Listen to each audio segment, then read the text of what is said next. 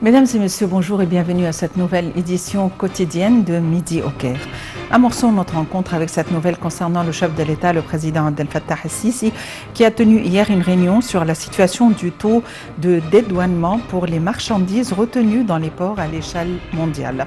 Au cours de la réunion, le président el-Sisi a enjoint d'accélérer le processus du dédouanement de toutes les marchandises retenues dans les ports et leur acheminement sur le marché, ainsi que l'achèvement de toutes les procédures liées à la gouvernance du système de dédouanement. La réunion a également porté sur l'évolution des indices de la performance financière de l'État et de l'activité des secteurs de la douane et des impôts.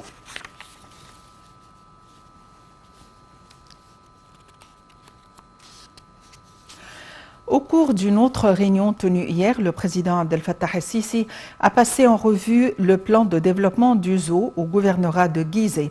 Le chef de l'État a enjoint de réaliser ce projet de développement à l'instar des autres parcs zoologiques mondiaux et en optimisant sa valeur archéologique et historique, étant un des plus anciens zoos du monde.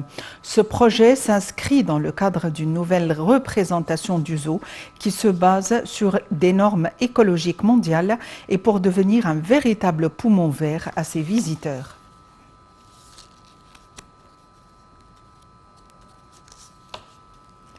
Le Premier ministre Dr Mostafa Madbouli a envoyé un message de vœux au pape Tawadros II, pape d'Alexandrie et patriarche de la prédication Saint-Marc, à l'occasion de la célébration de Noël, souhaitant les meilleurs vœux pour sa sainteté et pour tous les Coptes.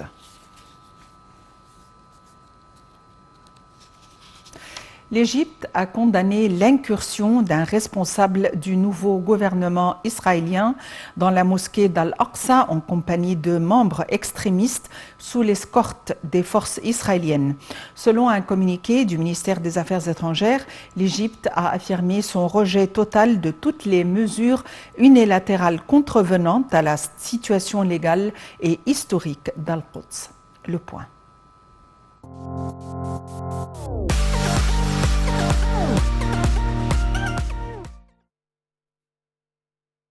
Le général Mohamed Abbas Hilmi, ministre de l'Aviation civile, a confirmé que l'aéroport du Caire a témoigné le départ et le voyage de 70 000 passagers le dernier jour de l'année écoulée, coïncidant avec les célébrations du Nouvel An et les vacances de Noël.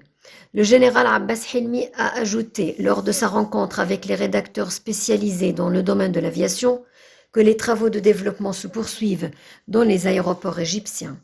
Il a donné un exemple, les travaux de développement de l'aéroport de Sharm el-Sheikh, qui ont coûté environ 1,2 milliard de livres égyptiennes, et le développement de l'aéroport international du Sphinx, qui a coûté environ 2 milliards de livres égyptiennes.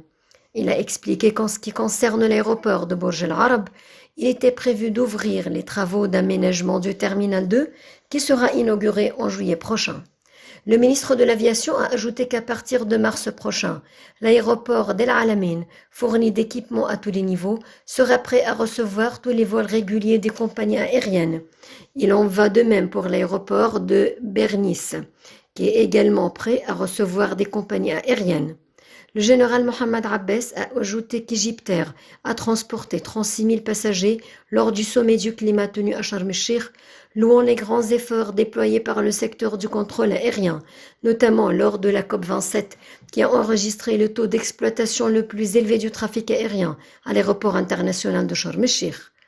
Abbas a souligné que la compagnie nationale Égyptair a utilisé une maison d'expertise appartenant au Lufthansa pour étudier la situation actuelle de la compagnie, ce qui a confirmé la nécessité de se suffire à seulement 70 avions dont la compagnie est actuellement propriétaire.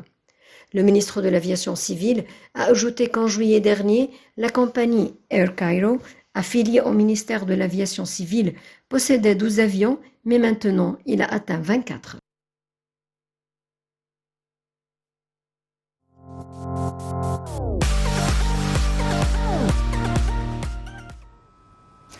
Par ailleurs, le ministère de l'Éducation a lancé une initiative pour relancer le théâtre scolaire et les autres dans les écoles égyptiennes.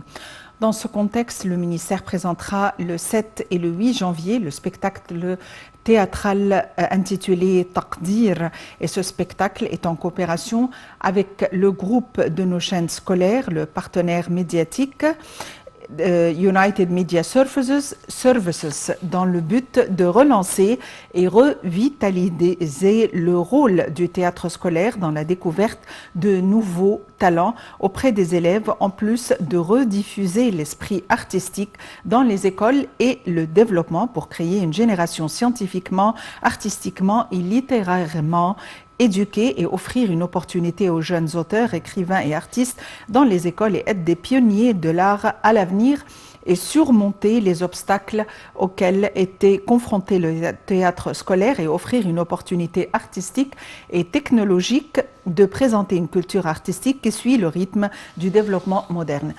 Pour nous donner plus d'éclaircissements, nous avons le plaisir d'avoir en ligne Madame Jeannette Esha, la responsable du théâtre scolaire en Égypte. Madame Jeannette Esha, bonjour et bienvenue avec nous. Madame Jeannette Esha, êtes-vous en ligne? Pardon? Bonjour, Madame Jeannette Esha, bonjour. Bonjour madame. Vous êtes responsable du théâtre scolaire, on aimerait en savoir les détails. Votre poste au juste? Je suis la coprésidente du FESTIF, une association de théâtre scolaire francophone qui datait depuis 20 ans, en partenariat avec l'Institut français d'Égypte. On fait chaque année un grand festival du théâtre où les écoles francophones peuvent présenter leurs pièces de théâtre sur plusieurs thèmes et en essayant d'exploiter les divers genres de théâtre, soit le mime, soit les prestations théâtrales, la danse et tout ce qui peut vraiment faire sortir les talents des élèves. Le ministère de l'Éducation a lancé une initiative pour relancer le théâtre scolaire et les arts dans les écoles, une initiative baptisée Taqdir. On aimerait en savoir plus sur cette initiative. Bon, alors, comme vous savez que ça devient une occupation primordiale de s'occuper du théâtre francophone et du théâtre en général. Alors, cette initiative a pour objectif de revitaliser, donner un peu de vie au théâtre scolaire et pour que les élèves puissent présenter leurs talents sur scène. Et alors, cette initiative présentée par le ministère de l'Enseignement et de l'Éducation égyptienne, ça fait partie de l'occupation du ministère pour les talents des jeunes comédiens en herbe. Oui, les 7 et 8 janvier, le spectacle Taqdir aura lieu et ce spectacle est en coopération avec le groupe des chaînes scolaires que vous représentez d'ailleurs et en partenariat médiatique. Pourquoi est-ce qu'il y a un partenariat médiatique? Bon, pour le partenariat, ça peut être seulement pour qu'on puisse mettre en œuvre cette pièce de théâtre sur la scène de l'opéra et comme ça, les jeunes comédiens ainsi que nos partenaires puissent présenter une pièce de théâtre de haute qualité. Oui, et alors, l'objectif d'une telle activité, évidemment, ça réside dans le renforcement des capacités, mais qu'est-ce que vous ciblez au juste? On cible les jeunes en priorité, comment ils peuvent présenter leurs talents, comment ils peuvent se défouler d'une manière plus constructiviste, comment ils peuvent s'exprimer d'une manière plus légale et en plus d'une manière plus artistique. C'est notre objectif, c'est comment on peut développer les talents des jeunes. Madame Jeannette Esha, vous êtes responsable du théâtre scolaire. Merci d'avoir été avec nous aujourd'hui. Nous poursuivons notre rencontre Midi au Caire avec cette nouvelle concernant le ministre de l'Aviation civile qui a confirmé que l'aéroport du Caire a témoigné le départ et le voyage de 77 000 passagers le dernier jour de l'année écoulée, coïncidant avec les célébrations du Nouvel An et les vacances de Noël. Le ministre de l'Aviation a ajouté que les travaux de développement se poursuivent dans les aéroports égyptiens, dont l'aéroport de Sharm el-Sheikh, de Sphinx, d'El Alamein et autres. La bourse égyptienne s'est classée au premier rang des meilleures performances annuelles parmi les analogues arabes en 2022, rapporte l'agence de presse émirati WAM. La bourse d'Abu Dhabi s'est classée deuxième et a réalisé la meilleure performance annuelle au niveau des bourses du Conseil de coopération du Golfe. Les bourses arabes ont réussi au cours de l'année écoulée à réaliser une meilleure performance que les marchés mondiaux ont connu en 2022, les plus importantes pertes depuis la crise financière en 2008.